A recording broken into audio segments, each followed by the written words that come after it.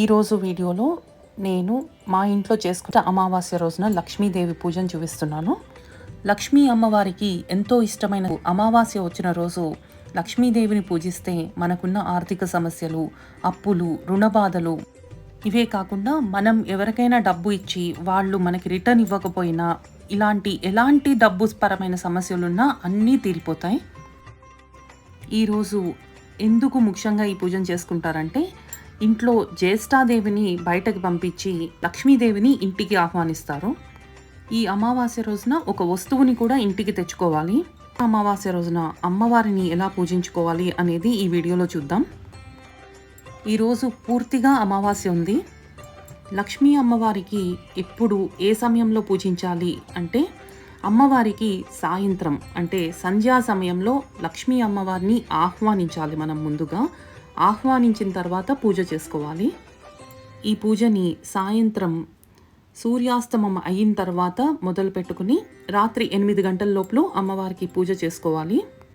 అమ్మవారి పూజ ఎక్కడైనా చేసుకోవచ్చు. పూజా మందిరంలో చేసుకోగలిగితే చాలా మంచిది. అలా కుదరని వారు సపరేట్గా ఒక పీఠాన్ని ఏర్పరచుకుని కూడా చేసుకోవచ్చు.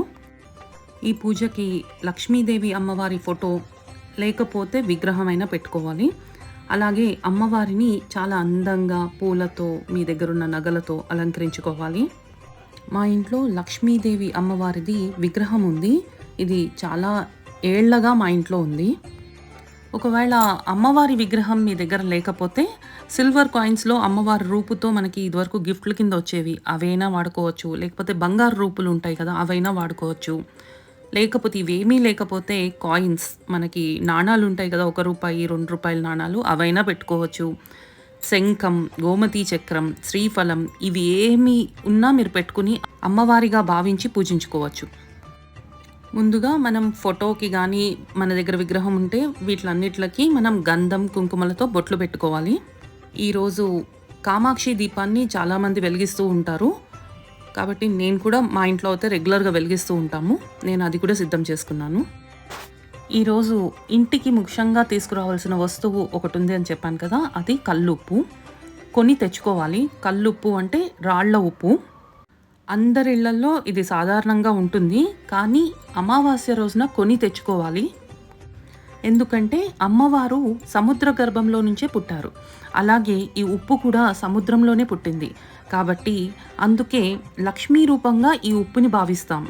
ఇంట్లోకి అమావాస్య రోజున కొత్త ఉప్పు ప్యాకెట్ అనేది తెచ్చుకోవాలి. ఇలా మీరు ఒక పెద్ద ప్రమిద, అలాగే 2 చిన్న ప్రమిదలు సిద్ధం చేసుకోండి. ముందుగా పెద్ద ప్రమిదకి అలాగే చిన్న ప్రమిదలకి పసుపు రాసుకుని కుంకుమతో బొట్లు పెట్టుకోవాలి. ఇలా మొత్తం సిద్ధం చేసుకున్న తర్వాత ఒక పీఠాన్ని అమర్చుకోవాలి ఈ దీపాన్ని పెట్టుకోవడానికి. చిన్న ప్రమిదలకు కూడా పసుపు రాసుకుని కుంకుమ బొట్లు పెట్టుకోవాలి. పెద్ద ప్రమిదలో ముందుగా మనం ఉప్పుని నింపుకోవాలి, రాళ్ల ఉప్పుని. ఇలా సిద్ధం చేసుకోవాలి. నేనైతే ఈరోజు బయటకు వెళ్ళి కొత్త రాళ్ల ఉప్పు ప్యాకెట్ తెచ్చుకున్నాను. ప్రతి అమావాస్యకి మేమైతే ఒక ప్యాకెట్ కొంటూనే ఉంటాం. ఇప్పుడు ఉప్పునంతా చదును చేసి అంటే సమానంగా చేసుకుని దీంట్లో మొదటిగా ఒక ప్రమిదను పెట్టుకోవాలి. అంటే మనం సిద్ధం చేసుకున్న చిన్న ప్రమిదలు ఉన్నాయి కదా, దాంట్లో ఒక ప్రమిదని ముందుగా పెట్టుకోవాలి. ఈ ప్రమిదకి అక్షంతలు, పువ్వులు వేసుకుని ఇప్పుడు దీని మీద 2వ ప్రమిదని పెట్టుకోవాలి.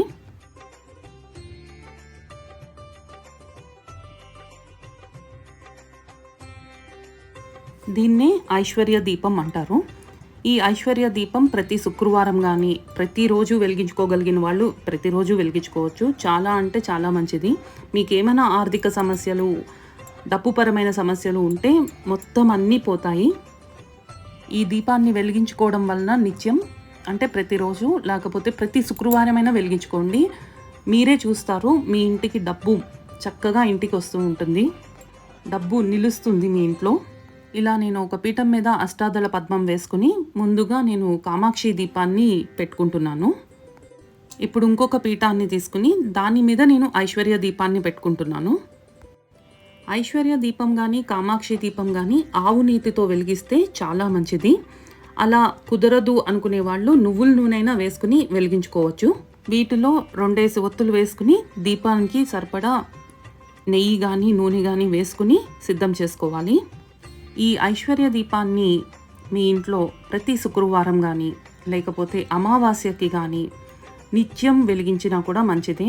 మీకు అష్టైశ్వర్యాలు మీ ఇంటికి వస్తూ ఉంటాయి. అంటే డబ్బు వరదలాగా మీ ఇంటికి వస్తూ ఉంటుంది. ముందుగా ఐశ్వర్య దీపాన్ని వెలిగించి తర్వాత కామాక్షి దీపాన్ని వెలిగించుకుని తర్వాత అమ్మవారి దగ్గర ఉన్న దీపాలని వెలిగించుకోవాలి.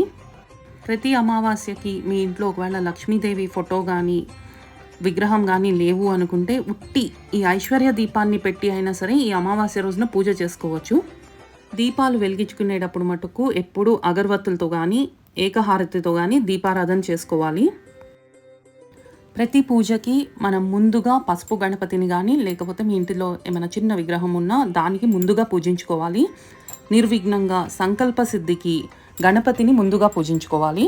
ముందుగా వినాయకుడికి షోడశోపచార పూజ చేసుకుని దాని తర్వాత అమ్మవారి పూజ మొదలు పెట్టుకోవాలి. మా ఇంట్లో లలితాదేవి పూజ కూడా జరుగుతుంది. మణిద్వీప వర్ణన చదువుకుంటూ ఉంటాము రెగ్యులర్గా. కాబట్టి ఉదయం మొత్తం అమ్మవారికి పూజ చేసుకున్నాము. వినాయకుడు పూజ అయిపోయిన తర్వాత మళ్ళీ మనం ఆచమనం ఇవన్నీ చేసుకుని సంకల్పం చెప్పుకుని అమ్మవారి పూజ ప్రారంభించాలి. ముందుగా మనం వెలిగించిన దీపాలన్నిట్లకి పుష్పాక్షంతలు వేసుకోవాలి. ఈ పూజలో అమ్మవారికి ముఖ్యంగా ధూపం అనేది వేయాలి. చాలామందికి వచ్చే డౌట్ ఏంటంటే ఎప్పుడూ మేము ఈ అమావాస్య పూజ చేసుకోలేదు, మేము ఇప్పుడు చేసుకోవచ్చా అంటే చేసుకోవచ్చు. అమ్మవారికి అమావాస్య చాలా ఇష్టమైన తిథి కాబట్టి మనసులో ఏ సంకోచాలు లేకుండా ఈ అమావాస్య పూజ చేసుకోవచ్చు. అమావాస్య వచ్చింది కాబట్టి అందరూ ఈ రోజుని సద్వినియోగపరచుకోండి. ఈరోజు చాలా విశేషమైన రోజు. మనకున్న ఆర్థిక సమస్యలన్నీ దూది పింజల్లాగా పోతాయి. ఆర్థికంగా నిలబడతాం. ఈ అమావాస్య పూజ వల్ల లక్ష్మీదేవి మన ఇంట అడుగుపెట్టి తిష్ట వేసుకుని కూర్చుంటుంది. అందరూ నమ్మకంతో మనసులో ఏ సంకోచాలు లేకుండా చేసుకోవచ్చు. ఈరోజు ముఖ్యంగా వెలిగించే దీపం ఐశ్వర్య దీపం, అంటే ఉప్పు దీపం. ఈరోజు అమ్మవారిని ఆహ్వానించి మనం పూజించుకోవాలి.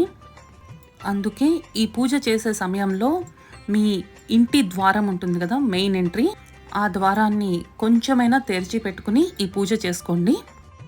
అమ్మవారిని ఆహ్వానిస్తూ ఇలా చెప్పుకోండి: అమ్మ లక్ష్మి రావే మా ఇంటికి, సిరిగల మా తల్లి మా ఇంట అడుగుపెట్టి మా ఈ పూజ స్వీకరించి మా ఇంట కొలువై ఉండు తల్లి అని వేడుకోండి. అమ్మవారిని ఆహ్వానించాం కాబట్టి సుగంధభరితమైన పుష్పాలతో ఆమెకి పూజ చేయాలి. అమ్మవారికి ఇష్టమైన గోమతి చక్రాలు, లక్ష్మీ గవ్వలు, ఇలా అన్ని మంగళకరమైన వస్తువులు చాలా ఉన్నాయి కదా, అవి ఏవైనా తీసుకుని అమ్మవారికి సహస్రనామంతో కానీ అష్టోత్తరంతో కానీ పూజించుకోవచ్చు.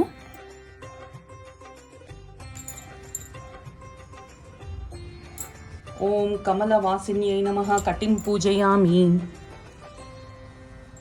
ఓం పద్మాలయాయ నమః నాభిం పూజయామి. ఇలా అమ్మవారి అంగపూజ అయిపోయిన తర్వాత అష్టోత్తరం లేకపోతే సహస్రనామం ఏదొస్తే అది చదువుకుని పూజించుకోవచ్చు. ఈ పూజకి ఉపవాసం ఉండక్కర్లేదు. ఉదయం పూజ చేసుకునే వాళ్ళు ఏమీ తినకుండా పూజ అయ్యే వరకు ఉండి పూజించవచ్చు. సాయంత్రం పూజ చేసుకునే వాళ్ళు స్నానం కానీ కాళ్ళు చేతులు కడుక్కుని కానీ పూజ ప్రారంభించవచ్చు. సాధారణంగా అమావాస్య అంటేనే పితృతర్పణాలు చేసే రోజు కాబట్టి మనం ఇంట్లో అయితే నాన్ వెజ్ వండము, అలాగే ఉల్లిపాయ కానీ వెల్లుల్లిపాయ కానీ వాడము వంటల్లో. మా ఇంట్లో అయితే మేము వాడము, అలాగే ఏకభుక్తమే చేస్తాము. అందుకే సాయంకాలం పూట మేము అన్నం అనేది వండుకోము మా ఇంట్లో. ఈరోజు ఎవరికైనా స్వయంపాక దానం ఇస్తే చాలా విశేషం. వీలుంటే స్వయంపాకం ఎవరికైనా ఇవ్వండి. ఈరోజు అమావాస్య కాబట్టి గడప దగ్గర నిమ్మకాయని కట్ చేసుకుని ఒక చెక్క పసుపుతో అద్ది ఇంకొక చెక్క కుంకుమతో అద్ది గుమ్మానికి అటు ఇటు పెట్టుకుంటే చాలా మంచిది. ఈరోజు అంటే ఈరోజే కాదు, ప్రతి అమావాస్యకి మీరు ఇల్లంతా ధూపం వేసుకుంటే ఏ దుష్ట శక్తులు నెగిటివ్ ఎనర్జీ లేకుండా ఉంటుంది ఇంట్లో.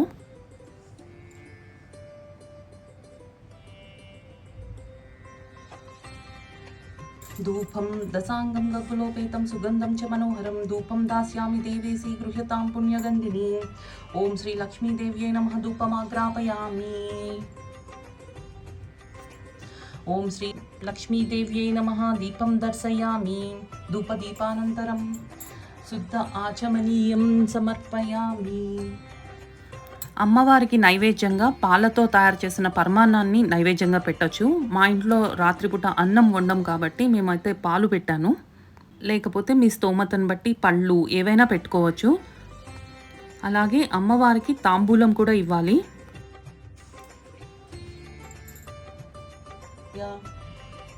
భూర్భువః సువః తత్సవితుర్వరేణ్యం భర్గో దేవస్య ధీమహి ధియో యో న ప్రచోదయాత్ సత్యం త్వత్తేన పశ్యంచామి అమృతమస్తు. వ్యానాయ స్వాహ ఓం ఉదానాయ స్వాహ ఓం సమానాయ స్వాహ మధ్యే మధ్యే పానీయం సమర్పయామి. అమృతాపిదానమసి ఉత్తరాపోసం సమర్పయామి. హస్తయో ప్రక్షాళయామి. పాదో ప్రక్షాళయామి. ముఖే ఆచమనీయం సమర్పయామి. ఓం శ్రీ లక్ష్మీదేవ్యై నమః. తాంబూలం సమర్పయామి. ప్రతి పూజలో చివరిలో నుంచుని హారతి ఇవ్వాలి.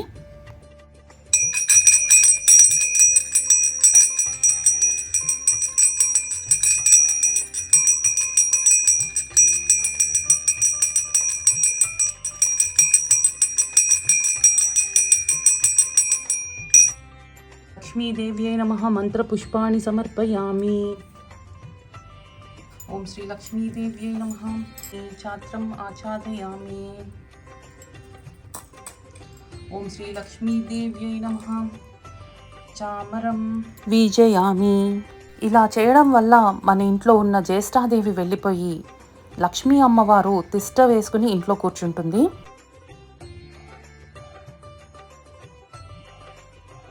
ఉప్పు దీపానికి మనం వాడే ప్రమిదలు కొత్తవైనా వాడుకోవచ్చు, లేకపోతే మీరు ఇంట్లో వాడినవైనా వాడుకోవచ్చు.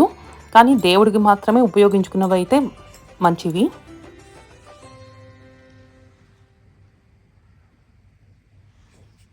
నృత్యం దర్శయామి. ఓం శ్రీ లక్ష్మీదేవ్యై నమః. గీతం శ్రావయామి. ఓం శ్రీ లక్ష్మీదేవ్యై నమః. అశ్వాన్ ఆరోహయామి. ఓం శ్రీ లక్ష్మీదేవ్యై నమః. గజాన్ ఆరోహయామి. ఓం శ్రీ లక్ష్మీదేవ్యై నమః. ఆందోళికాం ఆరోహయామి. ఓం శ్రీ లక్ష్మీదేవ్యై నమః. సమస్త రాజోపచార దేవోపచార భక్త్యోపచార శక్త్యోపచార పూజాం సమర్పయామి. అనయా ధ్యానవాహనాది షోడశోపచార పూజాయ చ భగవతి సర్వాత్మికా శ్రీ లక్ష్మీదేవి సుప్రీత సుప్రసన్న వరదో భవతు. ఏతత్ ఫలం శ్రీ లక్ష్మీ దేవతార్పణమస్తు. ఓం శాంతి శాంతి శాంతి. ఇలా సింపుల్గా మీరు ప్రతి అమావాస్యకి లక్ష్మీదేవిని పూజించుకోవచ్చు. అమావాస్య కాబట్టి లక్ష్మీదేవిని ఈరోజు పూజిస్తే మనకున్న ఆర్థిక సమస్యలు, అప్పులు, రుణ బాధలు, మనకి ఎవరైనా డబ్బు రిటర్న్ ఇవ్వాల్సిన వాళ్ళు ఇవ్వకపోయినా, ఇలా ఎలాంటి డబ్బుపరమైన సమస్యలున్నా అవన్నీ తీరిపోతాయి. ఇలా ఈరోజు లక్ష్మీదేవిని పూజించుకోవడం వలన జ్యేష్ఠాదేవిని బయటకు పంపించేసి లక్ష్మీదేవి ఇంటికొచ్చి కూర్చుంటుంది. ఇలా ప్రతి మాసంలో వచ్చే పౌర్ణమి అమావాస్యలు చాలా ప్రత్యేకం. వీలుంటే అందరూ పూజించుకోండి. పూజ చేయడం వల్ల మంచి జరుగుతుంది కానీ చెడు జరగదు.